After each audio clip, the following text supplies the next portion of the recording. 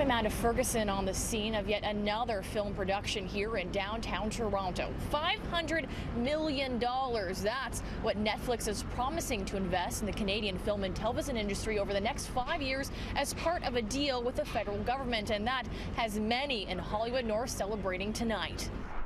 Netflix will now establish its own production company solely for the creation of Canadian content. Now, this type of synergy has been done before.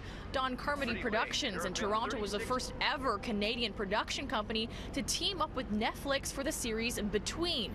Producer David Cormican says this kind of partnership will mean as many as 40 projects will now not only get the funding they need, but a worldwide audience as well.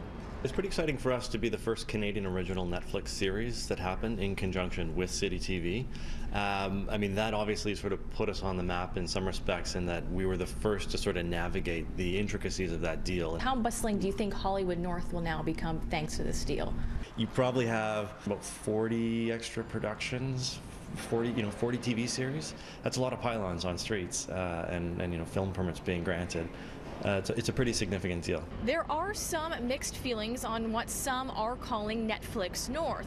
On one side, Toronto Mayor John Tory, who has been a vocal advocate of allowing the film and television industry to flourish in Toronto, and on the other, ACTRA, who would like to see Netflix and other streaming and internet services regulated. It's a huge opportunity for us. We've already been to see Netflix and said we want you to do more here because they've not been doing as much production in Toronto as we would like, and they were very receptive to that. We've got all the right stuff here. So now they're committed to spending a whole bunch of extra money in Canada, and I can assure you I'm going to be going after more than our fair share for Toronto. They're doing this under their own rules. They're not doing this because the CRTC has created any type of regulation around the internet or those people who take advantage of the opportunity to broadcast into Canadian homes and to the Canadian marketplace.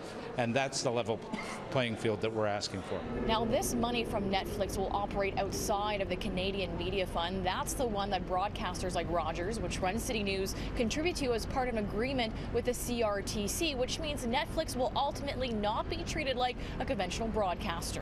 In Toronto, Amanda Ferguson, City News.